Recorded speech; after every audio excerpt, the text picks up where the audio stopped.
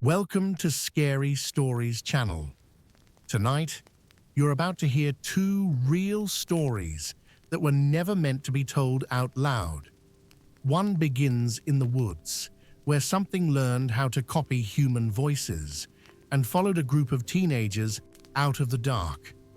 The other takes place inside a quiet family home, built over a tragedy that was never truly erased, only buried. These aren't ghost stories you tell for fun. These are the kind that crawl under your skin and stay there. Turn the lights down. Don't look away. Let's begin. This story will tell us about a house where the past was never truly laid to rest. About a tragedy that didn't end with death, but remained, buried beneath the ground, sealed under concrete, and woven into the silence of the night. It's about a family who didn't know the full truth, but felt it all the same, because sometimes removing something isn't enough. Sometimes it's only buried. They didn't remove the pool. Some places never really let go of what happened there. You can bury the past, cover it with dirt and grass, but sometimes it still finds a way to surface. When I was a kid, my family lived in a house in Grand Junction. From the outside, it looked like any other quiet family home. Nothing about it warned you that something was wrong. But before we ever moved in, the landlord told my parents something unsettling. Years earlier, their young daughter had drowned in a pool in the backyard. They didn't remove the pool, they buried it. The landlord made it very clear that the house meant everything to them. It was deeply sentimental, and they didn't want anything changed. The concrete foundation of the pool was still there, beneath the soil. Even years later, the grass never grew properly in that spot. You could still see the outline of where the pool had been, like a scar the yard couldn't heal. At the time, my sisters and I were too young to understand any of this. My parents never told us about the pool or the girl who died there, and we didn't ask. But even without knowing the story, strange things happened in that house. Things we noticed, but didn't question until much later.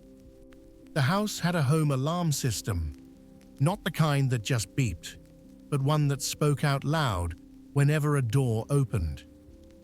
Ding ding, front door. Ding ding, garage door. The back door, the one that used to lead directly to the pool, was still labeled in the system as pool door. Late at night, when everyone was asleep, the alarm would suddenly go off. Ding ding, pool door. Every bedroom in the house was close together. You could hear if someone got out of bed, walked down the hall, or even opened the fridge. But no one ever did. My parents would get up to check, and the back door would actually be open. This didn't happen once. It happened over and over again, always late at night. Sometimes it was the garage door instead. The alarm would announce it, and again, no one had moved. No footsteps, no sounds, just doors opening on their own. Then there was the garage itself. Whenever my mum asked me to take out the trash, the moment I stepped inside, I felt it.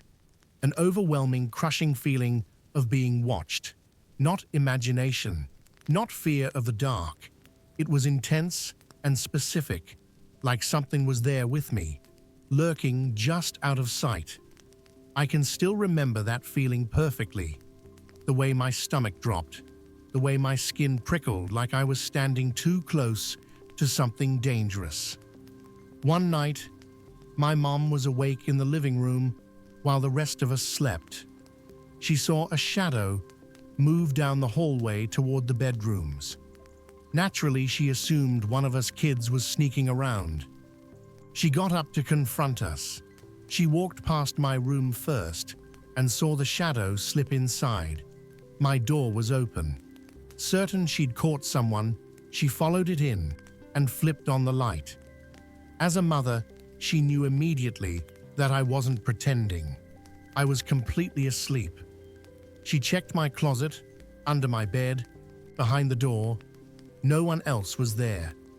Confused, she went to my sister's room. Their door was closed. Both of them were fast asleep. My sisters shared a bedroom that we later realized was most likely the same room the landlord's daughter had once used.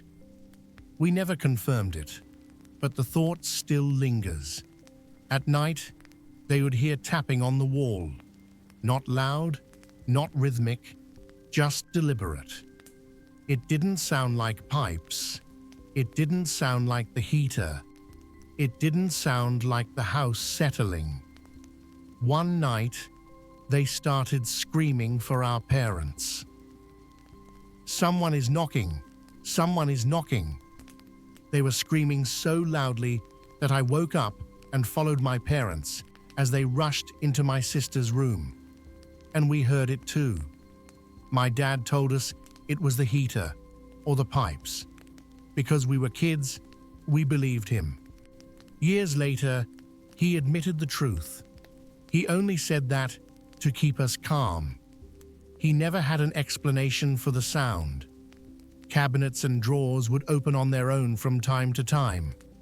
It became part of the background of the house, unsettling, but never explained. Something you noticed, then tried not to think about. Eventually, my older brother came to live with us. He was 10 or 11 years older than my sisters and me. He stayed in the room farthest from the bedrooms, on the opposite side of the house, near the living room. It mostly served as an office. That room had large windows that looked directly out into the backyard, toward where the pool used to be. My parents didn't tell him anything about the history of the house. One weekend night, the rest of us were in the living room watching TV. My brother had only been living there for a few weeks. Suddenly, he burst out of his room, pale, shaken, genuinely terrified. "Mum," he said, "there's someone in the backyard." My dad immediately went outside to check. There was nothing there. My brother said he always felt watched in that room. The same feeling I had in the garage. That deep, instinctive fear. Like your body knows something is wrong before your mind can catch up. By this point, my mum was already uneasy. She contacted the landlord and told them everything that had been happening. She asked if they had experienced anything while living there themselves. Not long after that conversation, the landlords decided not to renew our lease. They told my parents they were moving back into the house and even asked if we'd be willing to move out early. They didn't argue. They didn't act surprised. They were just quiet, distant. My parents always assumed the loss of their daughter had changed them in ways no one could ever really understand. We moved out not long after. Years later, when we were older, we were debating whether or not we believed in ghosts or anything paranormal. That's when my parents finally told us everything they had seen and heard while living in that house. What made it worse was that all of our stories matched. The same feelings, the same moments, the same details. And none of us had known the full history at the time. Even now, telling this story gives me chills. Writing it brings back that familiar feeling. The one I had in the garage. The one that made the house feel like it was never truly empty. Because some places don't forget, and some things don't stay buried.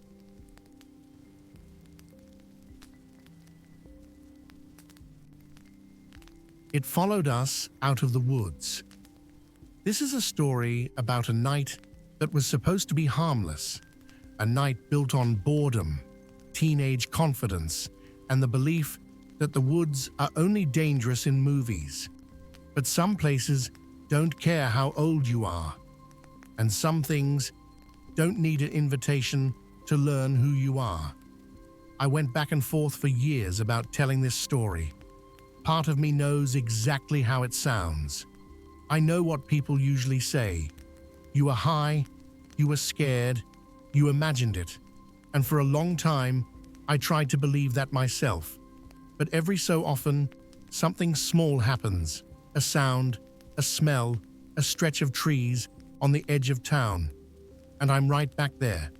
I still live in South Carolina, and whatever we met that night, so does it.